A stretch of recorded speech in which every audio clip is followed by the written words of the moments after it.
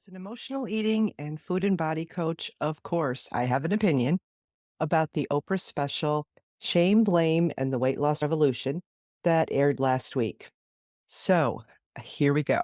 I was hopeful when I heard about the release of Shame, Blame, and the Weight Loss Revolution, but I was also skeptical. And if I'm being completely honest, a little cynical, kind of like, oh, what weight loss thing is Oprah backing now? And after watching it, I found myself incredibly disappointed and disheartened by the fact that diet culture is so deeply rooted in our society that instead of working towards fixing the real problem, we're still putting band-aids on it, and we're trying to solve the problem with yet another miracle solution to weight loss that may or may not be all that it promises.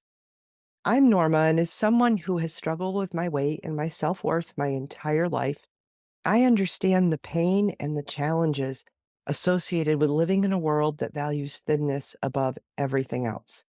And on this channel, my goal is to help you uncomplicate emotional eating and your relationship with food in your body, including working through the shame and the blame that you're feeling. So I've got some skin in this game too, and certainly as a life and health coach, but also as a woman who spent my entire life trying to make my body fit into an impossibly small box that our society deemed as acceptable. So from that perspective, stay with me while I break this all down and share my take on this special. Okay, like I said, I was extremely hopeful that shame and blame around obesity was truly going to be talked about. Because, in my opinion, shame and blame is the most insidious part and painful part for anyone struggling with obesity. And who better to grab the attention of the masses than Oprah?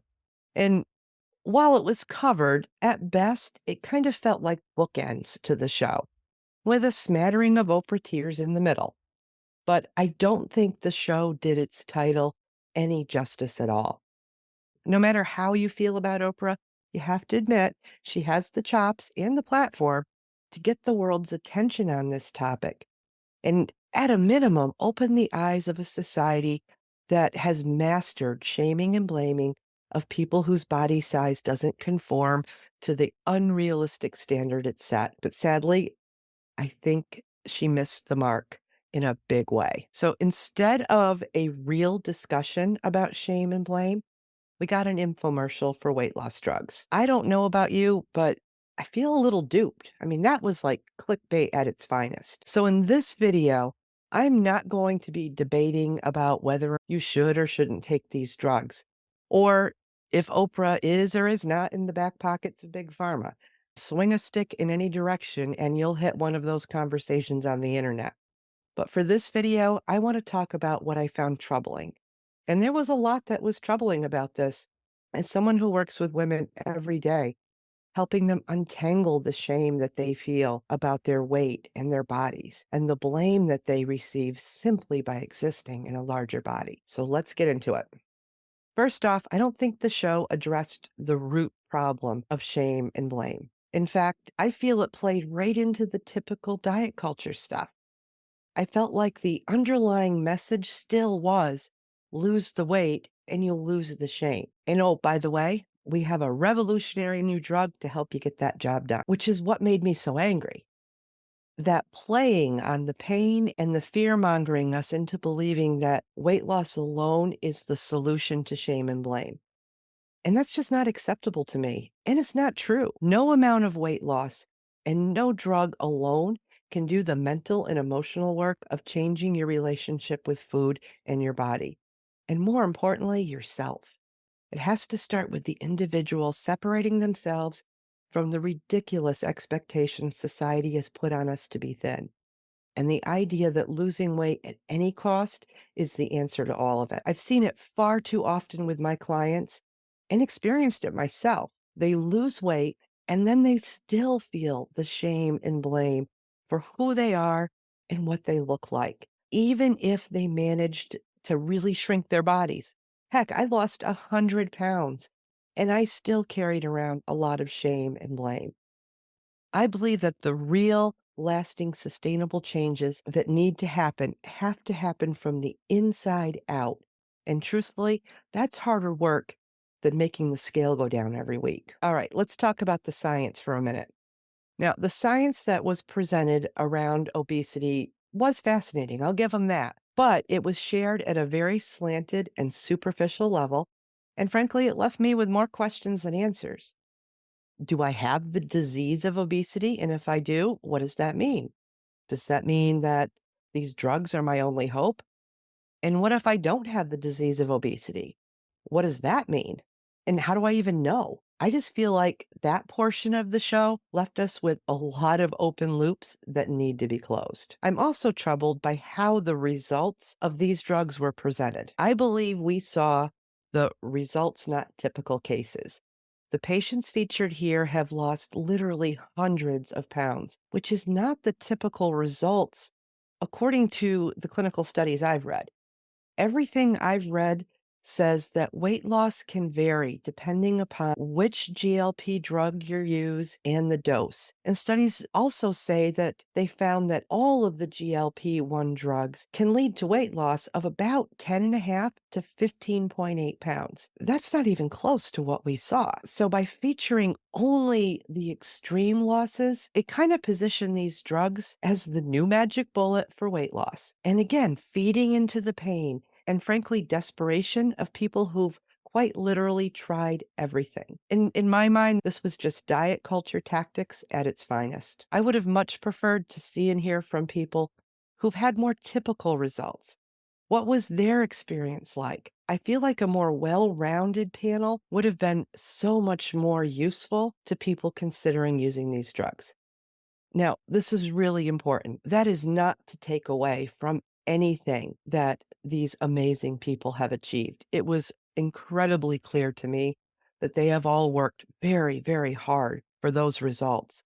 And if I had to guess, their work was not just on the food they ate, which leads me to my next point of what I think was really missing from this discussion.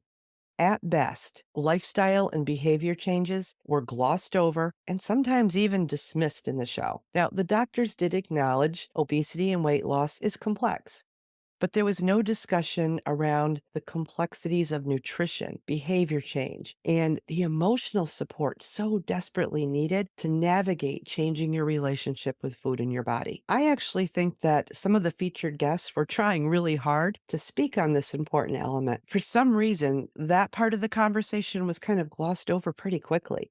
Like the woman in the audience who stood up and asked, well, what about emotional and mental support? She was dismissed with a quick comment from Oprah of, well, that'll be for another show. So, my point is no matter how effective a drug is biologically, we are humans with real emotions, real past traumas, and experiences that have influenced our eating behaviors over the span of a lifetime. And no drug by itself can override all of that on its own. And the implications that these drugs can do that, well, I just think that was plain irresponsible and misleading. So if there is another show, I'd like to see more about how people like therapists and coaches can help in supporting patients through this process. I kind of think that old expression, it takes a village, applies here. And patients need to know how and where to access this kind of support, especially in the day and age where you're lucky to get a 5-minute conversation with a single doctor, much less a coordinated effort from a team of specialists as recommended by the show. I just don't think that was helpful or, frankly, even practical advice in this day and age. So instead of just giving us that pat answer, talk to your doctor, tell us how to navigate the complexity of the healthcare system in 2024. It's not easy for patients. It's become incredibly complicated. And unfortunately, I think many patients just step away from the healthcare system and don't seek the treatment that they need because the system is so hard to navigate. To wrap this up, I believe that pursuing weight loss is a very personal choice. It's not for me to say that you should or shouldn't take these drugs, or if your health is or is not at risk if you don't. Only you can make that decision. I believe my job as a coach is to help you navigate that decision making process and support you in the very real work of aligning your mind, body, and plate. You are a whole person and deserve to be treated that way. Whether you choose to utilize a tool such as the weight loss drugs from this show, that's not for me or anyone else to judge. but I want to help you make an educated and informed decision that isn't slanted by diet culture and rooted in self loathing, shame, and blame. So, Oprah, if you're listening, let's have a real conversation about shame and blame because that's not what we got in this show. And actually, we don't have to wait for Oprah to start us off. We can start having that conversation right here. Please tell me what you're thinking in the comments. Tell me how I can help and tell me what's important to you. And if you made it to the end of this video, thank you for listening, and I will see you in the next one.